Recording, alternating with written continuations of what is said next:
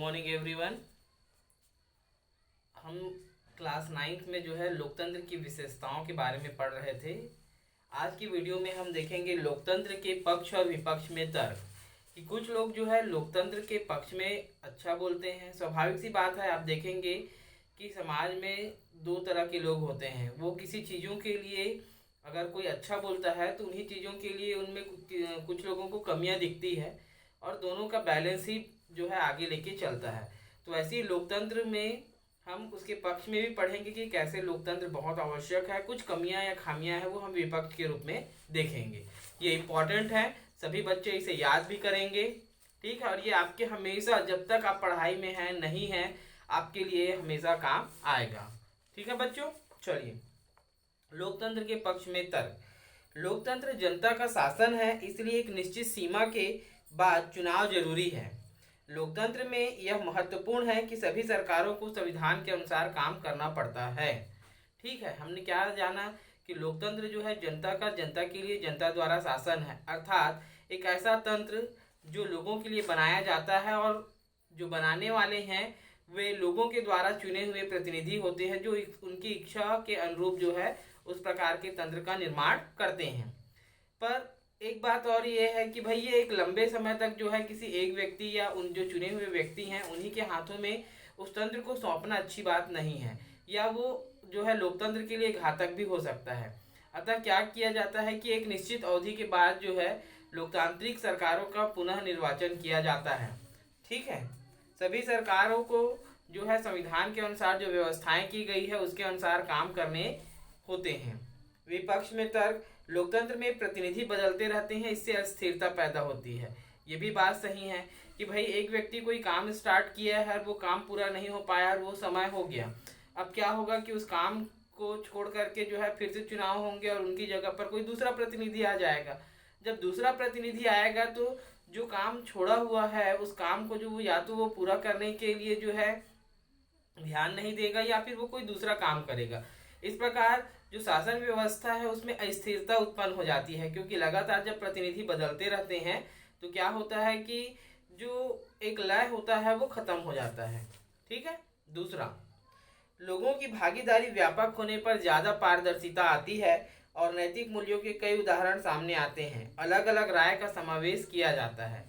लोकतांत्रिक शासन प्रणाली में क्या होता है कि प्रत्येक लोगों की भागीदारी सुनिश्चित होती है। जो कोई भी 18 वर्ष की आयु पूरी कर चुका है उन्हें मतदान करने का अधिकार होता है, अतः वे इस लोकतंत्र में जो है वो भाग लेता है। और इस हिसाब से देखें तो लोगों को जो है सारी चीज़ें समझ में आती है, क्योंकि वो सारे काम जो है उनके सामने ही संपन्न होते हैं। साथ ही साथ जो है इसमें एक पॉइंट और दिया हुआ है कि इसमें नैतिक मूल्यों के कई उदाहरण सामने आते हैं कि भाई एक ही चीज़ों के लिए हर व्यक्ति की राय अलग होती है ना। जैसे एक एग्जाम्पल है कि हम किसी व्यक्ति के बारे में क्या कहते हैं कि भाई वो अमुक व्यक्ति जो है बहुत अच्छा है, लेकिन जरूरी नहीं है कि जो व्यक्ति मेरे हिसाब से अच्छा है वो सबके लिए अच्छा हो। कभी कभी किसी व्यक्ति के लिए कहते हैं नहीं उसका जो है आदत ठीक नहीं है, वो बढ़िया नहीं है, लेकिन जरूरी नहीं है कि जो चीज़ें मैंने फील किया, अनुभव किया, वो सभी के साथ ऐसा हो। ठीक है, तो वैसे ही कोई एक नीति या एक नियम के लिए जो है अलग अलग लोगों की राय जो है अलग अलग रूपों में हमको मिलती है। इससे क्या होता है कि उसके गुण दोषों की व्यापकता हमें मिलती है और हम जो है एक अच्छे नीति नियम बनाने की ओर अग्रसर हो जाते हैं। लोकतंत्र का मतलब सिर्फ राजनीतिक लड़ाई और सत्ता का खेल है। यहाँ बहुमत की राय की प्रधानता होती है। हमारे यहाँ फर्स्ट पास्ट द पोस्ट की प्रणाली अपनाई जाती है। फर्स्ट पास्ट द पोस्ट अर्थात जो व्यक्ति अपने निकट के प्रतिद्वंदियों से सर्वाधिक मत प्राप्त करता है वो विजयी हो जाता है। अगर दूसरे हिसाब से देखें तो इसे बहुमत ही कहा जाएगा। तो ये भी बात सही है। चलिए तीसरा, क्योंकि यह प्रणाली अधिक लोगों की भागीदारी पर निर्भर है इसलिए समय लगता है, परंतु इससे किसी भी विषय के गुण दोष सामने आ जाते हैं और बेहतर निर्णय की संभावना होती है। हाँ, लोकतांत्रिक प्रणाली का एक दोष ये है कि इसमें कोई भी निर्णय जो है त्वरित नहीं लिए जाते हैं। सभी लोगों की बैठकें होती है और उसके पक्ष विपक्ष के बारे में सोचा जाता है कि भाई हम किसी प्रकार के कोई भी फैसले लेते हैं उस फैसले का प्लस पॉइंट या माइनस पॉइंट क्या हो सकता है और अंततः जो है निर्णय लिया जाता है। तो हालांकि देरी होती है परंतु जो है निर्णय वो जो लिया जाता है वो सर्वाधिक या हमेशा जो है सर्वथा उचित ही होता है। लोकतांत्रिक व्यवस्था में इतने सारे लोगों से बहस और चर्चा करनी पड़ती है जिससे फैसले में देरी होती है, क्योंकि बहुत सारे लोग हैं, सभी की राय और मत जानना आवश्यक है और उसके बाद जो है एक निर्णय लिया जाता है। चुनाव सुधार द्वारा यह खर्च किए जा रहे हैं। इसी प्रक्रिया में नागरिकों के हितों की सुरक्षा सबसे अधिक है। लोकतंत्र का निरंतर विकास हो रहा है। जैसे जैसे लोकतंत्र मजबूत होगा, इसमें व्याप्त खामियां दूर होती जाएगी। ठीक है, चुनाव सुधार। भारतीय चुनाव जो भारतीय निर्वाचन प्रणाली है, क्योंकि बड़े व्यापक पैमाने पर होता है, इसलिए इसमें धन का बहुत अधिक खर्च होता है। चुनाव प्रणाली में क्या है, सुधार व्यवस्था करके जो है क्या किया जा रहा है कि जो धन खर्च है उसको कम करने का प्रयास किया जा रहा है। साथ ही लोगों की सुरक्षा भी इसमें अधिक होती है। जैसे जैसे लोकतंत्र मजबूत होगा, इसमें व्याप्त कमियों को भी दूर किया जाएगा। लोकतंत्र में चुनावी लड़ाई बहुत महत्वपूर्ण है और खर्चीली होती है, इसलिए इसमें भ्रष्टाचार अधिक होता है। ये एक पार्ट जो है लोकतांत्रिक प्रणाली का सबसे बड़ा काला पार्ट है, क्योंकि इसमें धन बल और बाहुबल का सर्वाधिक प्रयोग किया जाता है। आप देखेंगे कि जब चुनाव होते हैं तब जो है बहुत सारे गिफ्ट और बहुत सारी ऐसी चीज़ें जो है प्रचारित की जाती है ताकि मतदाताओं को लुभाया जा सके। उसके लिए बहुत अधिक धन खर्च होता है। ठीक है बच्चों, तो ये थे लोकतंत्र के पक्ष और विपक्ष में तर्क। कुल और कुछ देखेंगे हम इसके बारे में, कुछ और दिया हुआ है। अधिनायक तंत्र और लोकतंत्र दोनों की अवधारणाओं को जो है हमने इसके माध्यम से समझने का प्रयास किया है। हमने देखा कि अधिनायक तंत्र के तहत लीबिया के कर्नल गद्दाफी तथा म्यांमार के नेबिन जैसे नेताओं ने किस तरह एक दल और एक नेता का शासन स्थापित करने का कोशिश किया, और उसके लिए जो है उन्होंने किन किन तरीकों से शासन अंगों पर नियंत्रण स्थापित कर लगातार उसे मजबूत करने की कोशिश करते रहे। लीबिया और म्यांमार में जो है हमने देखा कि कैसे वहाँ पर जो है एक नेता का शासन स्थापित या एक दल का शासन स्थापित करने के लिए जो है वो किन किन हथकंडों को अपनाते रहे। दूसरे दलों या जो भी उनका विरोध करते थे उन्हें या तो देश से निकाल देते थे, सजा देते थे या मार डालते थे। शासन के तंत्रों पर भी जो है वो लगातार दबाव बनाते थे ताकि उनका शासन हमेशा बने रहे।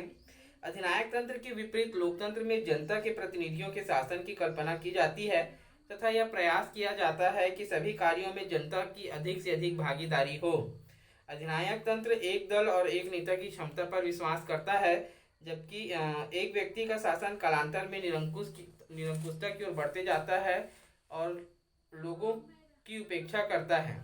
ठीक है, लोकतांत्रिक सरकार के द्वारा जो है वहाँ पर जनता के प्रतिनिधियों के द्वारा स्थापित शासन व्यवस्था की कल्पना की जाती है। अधिनायक तंत्र एक दल और एक नेता की क्षमता पर विश्वास करता है। जब कोई एक व्यक्ति लगातार लंबे समय तक शासन करता है तो उसके अंदर जो है अधिनायक तंत्र या निरंकुश तंत्र की बाकी लोगों से, अगर आपको लगातार किसी पद पर बने रहने को मिल जाता है और आपको हटाने के लिए कोई व्यवस्था नहीं है या आपको हटाया नहीं जा रहा है, तो आप जो है उसके सर्वे सर्वा हो जाते हैं और आप जो है अपनी मनमानी करने लगते हैं। वैसे ही शासन व्यवस्था में भी होता है कि जब कोई एक व्यक्ति लंबे समय से अपने अधिकारों का प्रयोग कर रहा हो, शासन चला रहा हो, तब उसके अंदर जो है अधिनायक तंत्र की भावना उत्पन्न होने लगती है। कर्नल गद्दाफी इसके उदाहरण है, जबकि लोकतंत्र में जनता की निर्णय करने की सामूहिक क्षमताओं पर भरोसा किया जाता है और माना जाता है कि लोकतंत्र में लोग सामूहिक रूप से निर्णय ले सकते हैं। अधिनायक तंत्र में नागरिकों के अधिकारों और नागरिकों की गरिमाओं का कोई स्थान नहीं होता है, जबकि लोकतंत्र नागरिकों के अधिकारों के बिना चल नहीं सकता।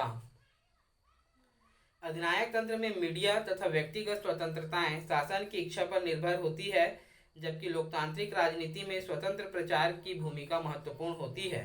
व्यक्तिगत स्वतंत्रताओं के बिना लोकतंत्र काम नहीं कर सकता। जब तक कि समाज या देश में रहने वाले लोगों को जो है उनके अधिकार नहीं दिए जाएंगे, तब तक जो है वे क्या नहीं कर सकते हैं कि लोकतंत्र को जो है मजबूत नहीं किया जा सकता है। बच्चों, ये चैप्टर भी हमारा कंप्लीट होता है और साथ ही जो है लोकतंत्र के पक्ष एवं विपक्ष में तर्क, ये भी कंप्लीट होता है। इसको याद रखेंगे, इंपॉर्टेंट है। कोई डाउट होगा तो जरूर पूछेंगे। Thank you.